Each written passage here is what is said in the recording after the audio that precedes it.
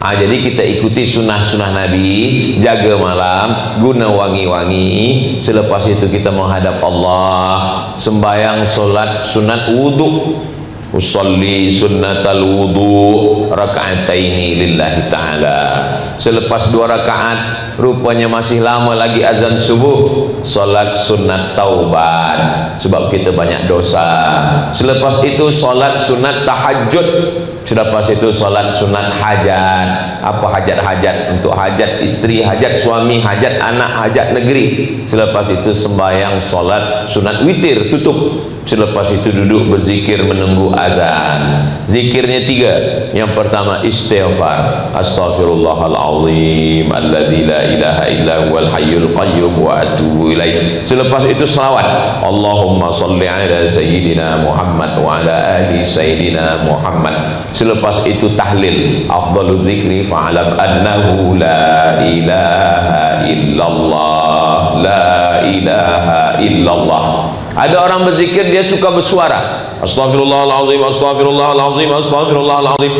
Ada yang dia ingin hening, sunyi, sepi, senyap. Yang berzikir sepi, sunyi, senyap ada dalilnya. Wadhkur rabbaka fi nafsika. Sebutlah dirimu dalam hatimu, pelan-pelan, hanya engkau dengan Allah saja yang tahu. Yang berzikir kuat-kuat pun ada dalilnya. Mana dalilnya? Ketika azan dikumandangkan kuat, setan lari wa alaiha duratun. Duratun, maaf cakap, setan lari terkentut-kentut.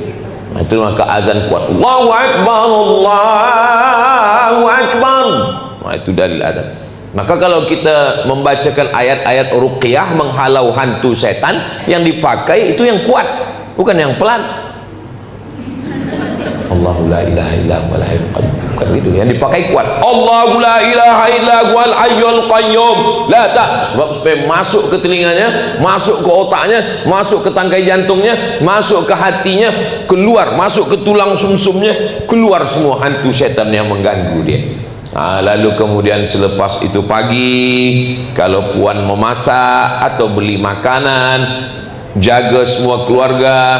Selepas itu keluar dari rumah ke office tempat bekerja, bismillahirrahmanirrahim, la haula wala quwata illa billah. Sampai di office tempat bekerja, di depan komputer, laptop bekerja. Selepas itu rehat sejenak, berzikir subhanallah walhamdulillah wala ilaha illallah wallahu akbar. Sebab kalau kita layan cakap orang yang tak tentu, menceritakan laki, orang bini, orang cucu, orang menantu, orang tak lepas-lepas, tak habis-habis. Zaman dulu orang kalau ingin ghibah, menceritakan aib orang lain, dia mesti datang ke rumah orang, rumah jiran kiri, kanan, muka, belakang. Zaman sekarang tak perlu.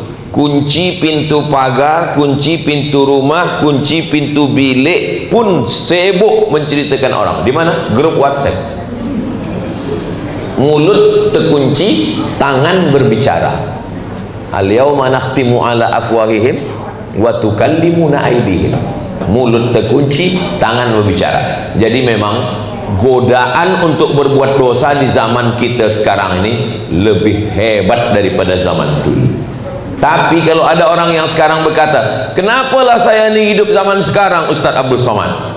Kalaulah saya hidup zaman dulu, mungkin saya jadi sahabat Nabi. Kenapa saya hidup zaman sekarang, Ustaz Abdul Somad? Menurut ilmu Allah, memang awak sesuainya hidup sekarang. Kalau hidup zaman Nabi, boleh jadi bukan jadi sahabat Nabi, jadi sahabat Abu Lahab. Jadi kita terima sajalah takdir Allah hidup zaman sekarang ni.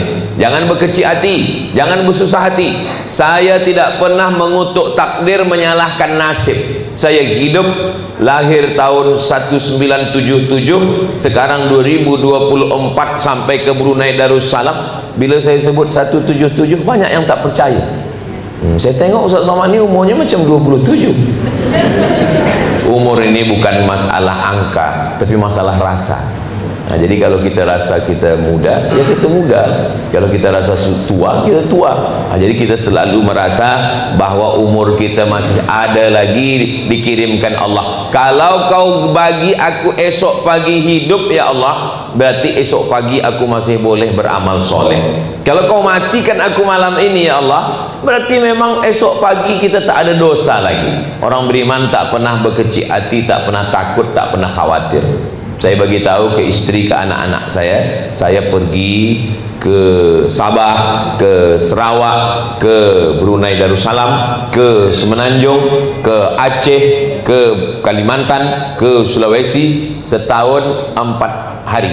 Hari Jumat, hari Sabtu, hari Ahad, hari Isnin. Ini Brunei Darussalam 2 hari, hari Khamis, hari Jumat, hari Sabtu, hari Ahad di Sabah. Selepas itu saya akan balik dari KK terus ke KL terus ke Riau. Jadi pergi sementara. Seandainya ajal sampai, maka jangan pernah takut, jangan pernah cemas. Jangan takut cerita mati. Suami jangan takut cerita mati pada isteri, isteri jangan takut cerita mati pada suami. Sebab kita semua akan mati. Bila kita tak pernah cerita mati, tiba-tiba kita mati, mereka syok, mereka terkejut. Tapi bila kita tiap hari cerita mati, mereka pun heran. Ini ayah ni tiap hari cerita mati tapi tak mati-mati. Jadi almarhumah mak saya selalu sampai tiap hari cerita mati.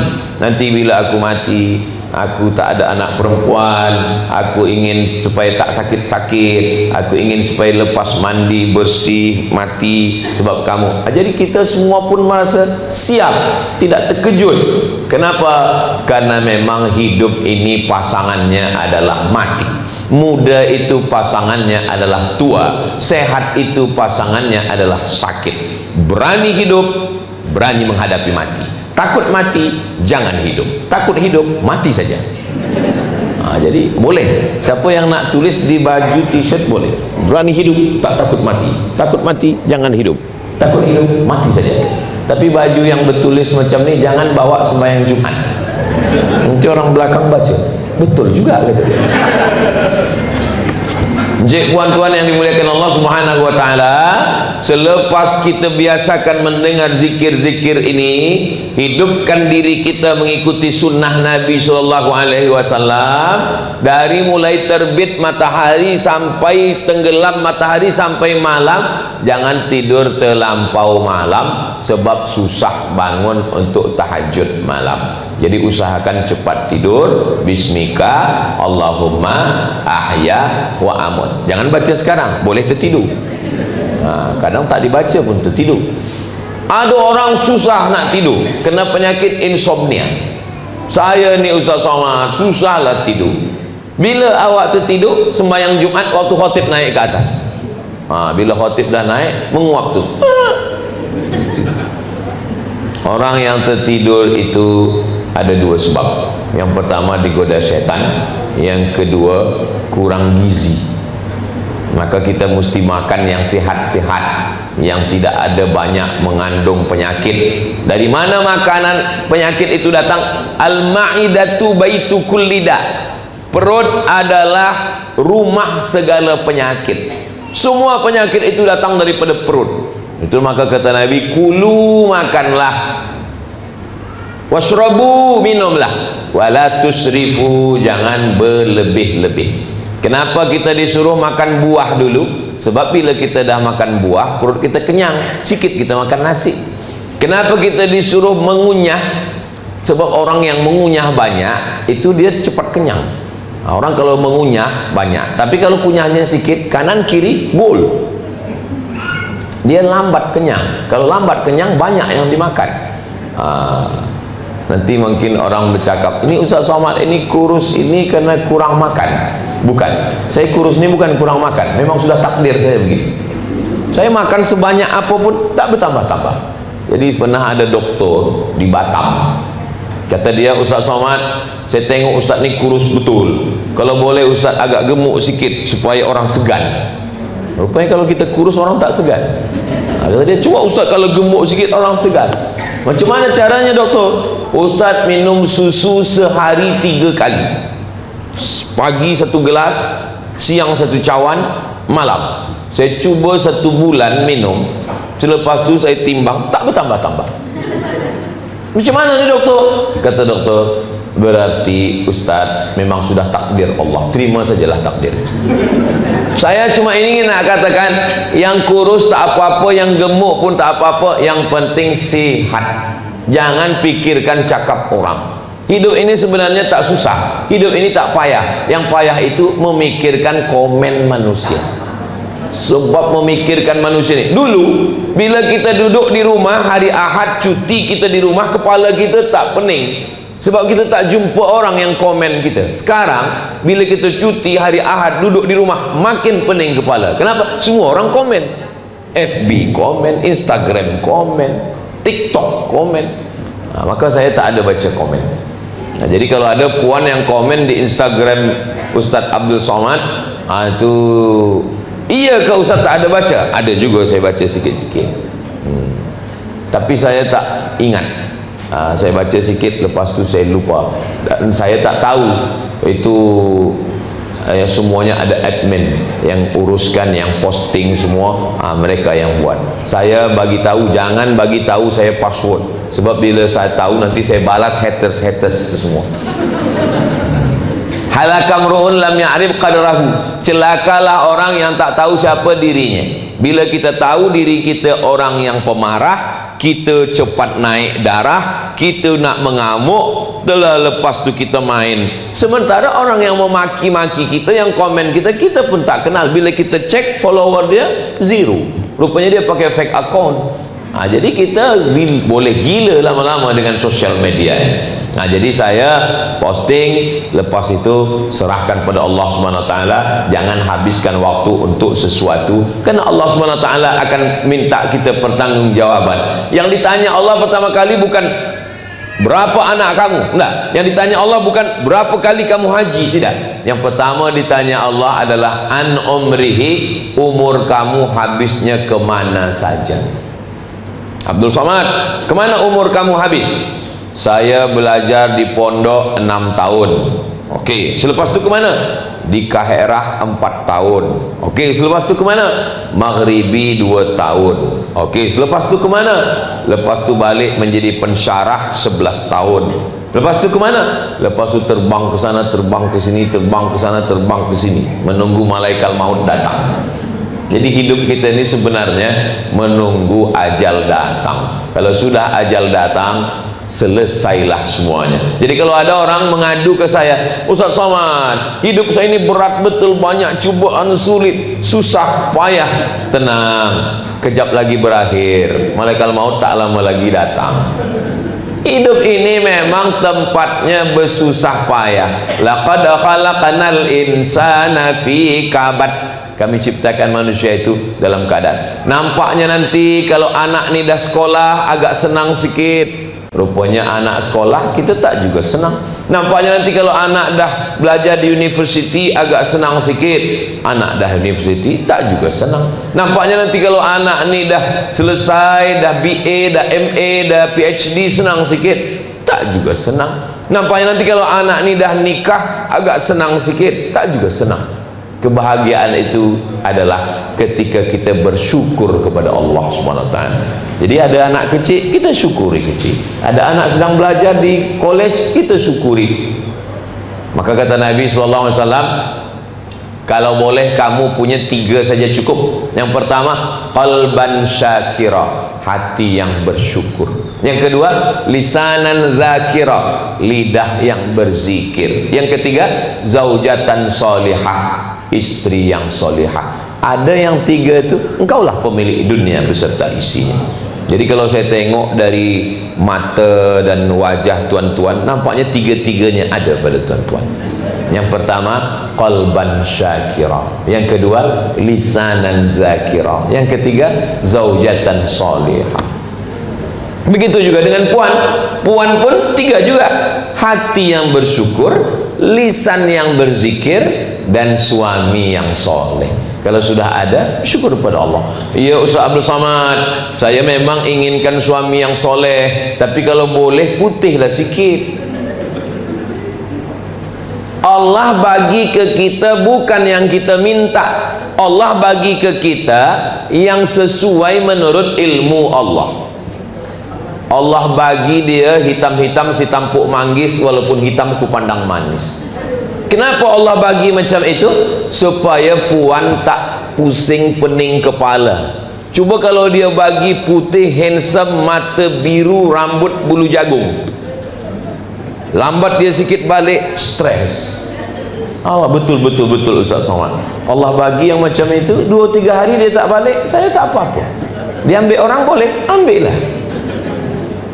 Allah bagi kepada kita sesuai menurut Allah Subhanahu wa taala. Asa antakrahu syai'an wa huwa khairul lakum. Berapa banyak yang kamu benci, kamu tak suka, tapi sebenarnya di balik itu ada kebaikan-kebaikan. Asa antakrahu syai'an wa ya'alallahu fihi khairan katsira. Boleh jadi kamu benci sesuatu, tapi di balik itu banyak kebaikan-kebaikan. Maka orang selalu berkata, mungkin ada hikmahnya, mungkin ada hikmahnya. Jadi yang pertama, biasakan untuk mendengar yang baik, menengok yang baik. Yang kedua, biasakan melakukan yang baik, ikut sunnah dari buka mata, bangun, jaga tidur sampai tidur malam. Yang ketiga, jaga makanan. Kenapa makanan? Sebab makanan masuk ke mulut, masuk ke perut, berubah jadi darah, darah masuk ke jantung. Sepiring nasi masuk ke mulut dikunyah, sebagian jadi sampah, sebagian jadi darah. Darah masuk ke jantung, jantung menyemburkan darah naik ke otak. Dari otak turun ke mata, dari otak turun ke telinga, dari otak turun ke lidah, dari otak turun ke hati, dari otak turun ke semuanya. Makanya kalau orang makanannya elok, yang lain ikut jadi elok. Puan-puan semua hafal ayatnya. Nasiyatin kazibatin khati'ah. Nasiyatin, budak kecil yang umur baru lahir sampai umur 2 tahun nampak bergerak-gerak di kepalanya atas, itulah nasiyatin. Orang Melayu menyebutnya ubun-ubun. Nasiyatin, ubun-ubun. Kazibatin, pembohong. Khati'atin, buat dosa. Saya mula baca ayat ni, macam mana ayat ni kata ubun-ubun kazibatin, pembohong, ubun-ubun khati'atin, buat dosa? Yang bohong kan lidah, yang bohong kan mulut, yang buat dosa kan tangan. Kenapa pula ubun-ubun? Rupanya ubun-ubun, otak yang bagian depan ini, itulah yang memerintahkan mulut, itulah yang memerintahkan tangan, itulah yang memerintah. Order semuanya datang daripada kepala. Kepala ini dapat darah dari mana? Dari jantung. Jantung dapat darah dari mana? Dari makanan. Maka kata Nabi, kulu, makanlah min thayyibat, yang baik-baik. Jangan makan rishwah, jangan makan riba, jangan makan haram. Orang yang makan riba berubah darahnya menjadi daging, dagingnya membalut tulang. Ayyuma lahmin, setiap daging di badan, nabata min haramin, kalau dia tumbuh dari yang haram, fannaru aulabih, tempatnya api neraka. Orang yang makan riba, sepiring nasi riba masuk ke jantung, darahnya naik ke otak, otak jadi jahat, mata jahat, telinga jahat, lidah jahat, kemaluan jahat, kaki jahat. Ada manusia yang kalau kita bercakap dengan dia 10 menit, 2 menit yang pertama itu aja yang baik, masuk menit ketiga, keempat udah tak kemana-mana ceritanya. Sebab apa? Sebab makan haram. Makanya kata Nabi, kul, makanlah, washrab, minumlah, walbas, berpakaianlah yang elok-elok. Sebab apa? Dari makanan. Atib mata'amak, jaga makananmu, takut mustajabat dakwah, doamu dikabulkan Allah. Ada orang yang pakai kain ihram, tangannya dia angkat ke langit, doanya tak dikabulkan Allah, padahal dia di tanah haram, padahal pakaian ihram. Kenapa? Mata'amuhu haram, makanannya haram. Masrabuhu haram, minumannya haram. Malbasuhu haram, pakaiannya haram. Wa ghudhiya bil haram, dibagi makan haram. Tapi jangan sebab Ustaz Abdul Somad malam ni cerita makanan, lalu esok pagi kalau ada kawan ajak makan, jom saya nak belanja awak, ini halal ke tidak? Taklah macam tu. Kalau kata dah tengok dia orang baik, tapi lama hidup banyak dirasa, jauh berjalan banyak ditengok. Saya mengalami pengalaman jumpa dengan beberapa orang yang luar biasa. Kenapa luar biasa? Luar daripada biasa, tak biasa. Saya jalan dengan dia, kami pun singgah ke tempat makan, restoran. Saya makan, saya tak ada pantang. Selalu orang tanya saya, Ustaz ada pantang? Saya kata satu saja. Apa? Pantang dekat, habis. Saya tengok dia cuma makan kuah saja. Selepas tu saya tanya, kenapa Pak Cik tak makan ini? Ada ayam, ini ada kerbau, ini ada kambing, kenapa tak makan? Kata dia, saya tak tahu yang menyembelihnya siapa. Dalam hati saya dah habis 3 piring.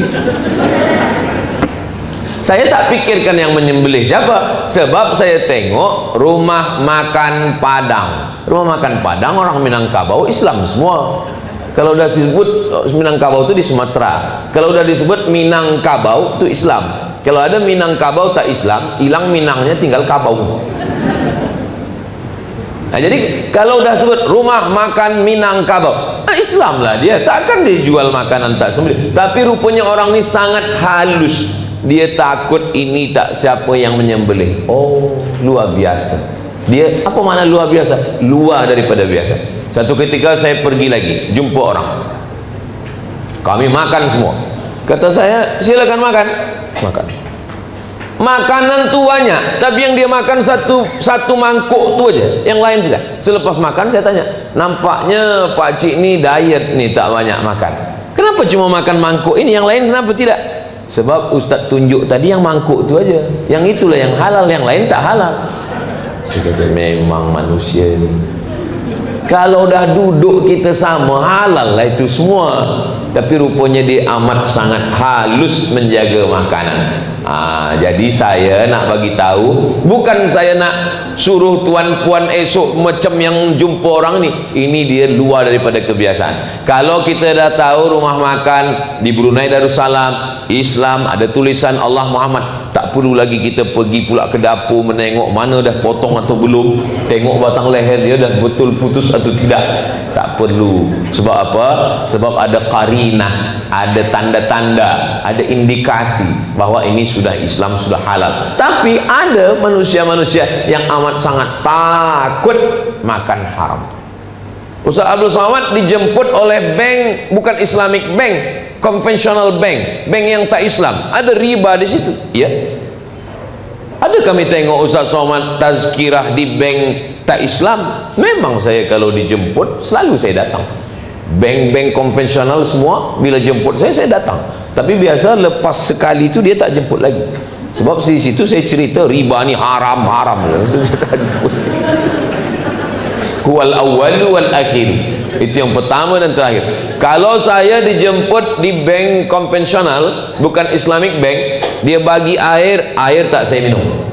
Dia bagi kuih tak saya makan. Dia bagi makan, makanan pun tak saya makan. Dia bagi duit, saya ambil. Dibagikan duit haram kepada masalih ammah. Masalih ammah untuk orang banyak, untuk anak yatim, untuk fakir miskin. Misalkan puan-tuan punya duit banyak, duit banyak ini takut disimpan di rumah. Islamic bank tak ada. Mana tahu dapat kerja jauh di mana ke, di UK ke, di Amerika ke, di mana. Lepas itu maka diletakkanlah duit di bank konvensional. Tentu di sana ada ribanya. Lalu dia bagi duit ni tak boleh dibuang ke laut, haram. Duit ni tak boleh dibakar. Lalu duit ni ambil duit riba itu, bagikan kepada masalih ammah yang dipakai untuk keperluan umat Islam secara am. Anak yatim, fakir miskin. Masjid boleh. Tapi kalau kita bagi saja. Assalamualaikum Tuan Imam, ya, bagi saya. Tak perlu cakap Assalamualaikum Tuan Imam, ini ada duit haram sikit. Bagi saja. Itu terlampau jujur namanya. Jangan bagi anak bini makan haram, sebab dia berpengaruh kepada cara berfikir, melawan. Kenapa ini melawan, Ustaz? Salah satu sebabnya adalah haram. Maka kalau kita nak tenang hidup, di mana letak ketenangan itu? Tenang bukan di mata. Kita boleh beli tempat tidur mahal, tapi kita tak boleh membeli tidur. Kita boleh beli rumah besar, tapi kita tak boleh beli ketenangan. Sebab ketenangan datang dari Allah. Wallazi anzala sakinata fi qulubil mu'minin. Allah yang menurunkan ketenangan ke dalam hati orang yang beriman. Hati itulah letaknya ketenangan, dan ketenangan itu datang dari Allah Subhanahu wa taala. Kenapa orang pakai narkotik? Kenapa orang pakai sabu-sabu? Kenapa orang pakai khamar? Ingin tenang, sebab dunia ini sudah kacau balau. Dia ingin tenang.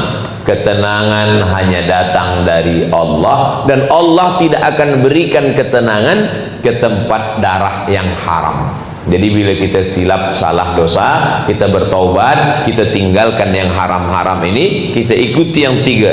Biasakan mendengar yang baik, menengok yang baik, biasakan melakukan yang baik-baik, jaga makanan, maka insya Allah kita pun dibagi istiqomah, dan kita semua mati dalam keadaan husnul khatimah, insya Allah. Amin ya rabbal alamin. Itu tazkirah malam ini yang boleh saya sampaikan. Bagi yang boleh mengingat, ingat baik-baik. Bagi yang tak boleh mengingat, saya tak boleh fokuslah dengan yang Ustaz sampaikan tadi, saya tak ingat. Ini tazkirah boleh ditonton ulang di channel Ustaz Abdul Somad Official. Subscribe, like, share, and comment. Bagi ke kawan-kawan semua, sahabat, insyaAllah dapat pahala menunjukkan kepada kebaikan. Mandalla ala khairin, siapa yang menunjukkan kebaikan, falahu mithlu ajri fa'ilihi, dia dapat pahala macam orang yang melakukannya. Maka banyak jamaah ni, banyak jamaah ni macam-macam. Ada jamaah ni yang dia suka share saja. Ustaz Abdul Somad, ya, saya dah share semua video-video Ustaz. Awak dengar? Enggak, saya share saja. Jadi ada yang dengar, ada yang share. InsyaAllah semua kita dapat kebaikan-kebaikan, insyaAllah. Amin ya rabbal alamin. Kita tidak pernah berpisah, walaupun nampaknya kita jumpa 30 minit 45. Saya paling lama tazkirah 1 jam 60 minit. Selepas itu berhenti, stop. Sebenarnya kita tidak pernah berpisah, kerana kita selalu bersama dalam doa. Jadi puan-tuan kalau sembahyang malam, jangan lupa doa yang pertama ibu bapa, Rabbi firli wali walidayya warhamhuma kama rabbayani shaghira. Doa yang kedua istri suami, Rabbana hab lana min azwajina wa dzurriyyatina qurrata a'yun waj'alna lil muttaqina imama. Doa yang ketiga anak, Rabbi habli minas sholihin. Doa yang keempat kawan-kawan, guru-guru, jiran-jiran, orang baik-baik. Ingat-ingatlah. Sebenarnya saya di antara semua ustaz-ustaz, guru-guru, pasti puan-tuan lebih ingat ke saya daripada yang lain. Kenapa? Karena saya ini selalu disebut Qul huwallahu ahad, Allahus somad. Jadi bila baca kulhu, baca tahtim tahlil, baca tahlil malam Jumat, baca Yasin, ingat, doakan. Maka dengan mendoakan orang lain, ketika kita doakan kawan kita, sahabat kita, guru kita, Allah kirimkan malaikat. Apa kata malaikat? Amin, kabulkan doa orang ini, walaka misluh, engkau dapat yang sama macam yang engkau doakan. Ya Allah, ini kawan saya orangnya baik, bagilah dia rezeki yang baik. Kata malaikat, amin, dia dapat, engkau pun dapat. Ya Allah, ini orang baik, bagilah dia anak yang baik. Amin, engkau dapat, dia pun dapat. Jangan doakan yang tak baik. Ya Allah, ini jiran saya ini, dia baik, tapi saya sakit hati nengok dia. Kalau boleh sakitlah dia agak 6 bulan nih. Kata malaikat, amin, kau sakit duluan. Jadi kita doakan yang baik-baik saja. Cakap baik, fikir baik, insya Allah datang yang baik-baik. Kalaupun datang yang tak baik, menurut kita ada hikmah yang baik di balik itu semua. Di akhir majlis kita baca doa. Saya bagi waktu, kalau ada yang bertanya saya jawab. Kalau tak ada bertanya saya baca. Ada?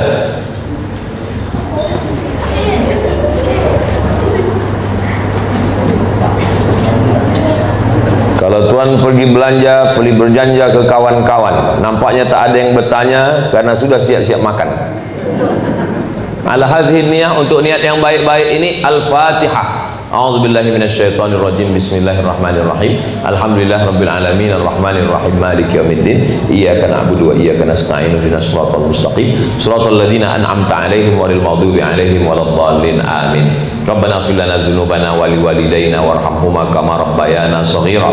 Rabbana hab lana minas shalihin. Rabbana hab lana min ladunka dzurriyyatan thayyibah. Rabbana hab lana min azwajina wa dzurriyyatina qurrata a'yun waj'alna lil muttaqina imama. Allahumma sahih ajsadana, sehatkan badan kami, wa nawwir qulubana, terangi hati kami, wa anzilis sakinata fi qulubina, tanamkan ketenangan dalam hati kami, wamla qulubana bil hikmati wal iman, penuhkan hati kami dengan hikmah dan iman, warzuqna rizqan halalan thayyiba, berikan kami rezeki yang halal yang barakah, wajannibna 'anil riba, jauhkan kami daripada riba, riswah dan semua yang haram-haram ya Allah. Allahumma aghnina bihalalika an haramik, cukupkan kami dengan yang halal sehingga kami tak mencari-cari yang haram. Allahumma dafa'an al-ghala wal waba wal fahsya wal riba wal zina wal munkar, selamatkan kami, keluarga kami, negeri kami dari malapetaka, bencana, riba, zina, perbuatan keji dan munkar. Waqtim bis solihati a'malana, tutup amal kami dengan husnul khatimah, waj'al akhir kalamina, jadikan akhir kalam kami ketika ajal kami sampai,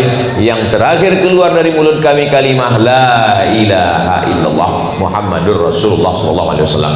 Kama jama'tana fi hadzal makan fajma'na ma'al habibil mustafa, sebagaimana engkau kumpulkan malam ini, kumpulkan kami nanti di surga jannatul firdaus, ma'an nabiyyin, bersama nabi-nabi, wassiddiqin, bersama orang yang benar, wasyuhada, bersama orang mati syahid, wassalihin, bersama orang soleh, ma'al nabi Muhammad sallallahu alaihi wasallam, bersama dengan sayyidina wa maulana Muhammad sallallahu alaihi wasallam. Rabbana atina fid dunya hasanah wa fil akhirati hasanah wa qina adzabannar. Wa sallallahu ala sayyidina Muhammad wa ala alihi washabihi wasallam walhamdulillahi rabbil alamin. Taqabbalallahu minkum minna wa minkum taqabbal ya karim. Selama menyampaikan tazkirah ini banyak cakap saya yang tak sesuai di hati, menyinggung perasaan saya, Abdul Somad, mohon maaf. Terima kasih segala perhatian, mohon maaf segala kesilapan dan kekhilafan. Saya tutup dengan satu pantun penutup, menangkap puyuh di Bukit Selasih. Thank you dan terima kasih. Wassalamualaikum warahmatullahi wabarakatuh.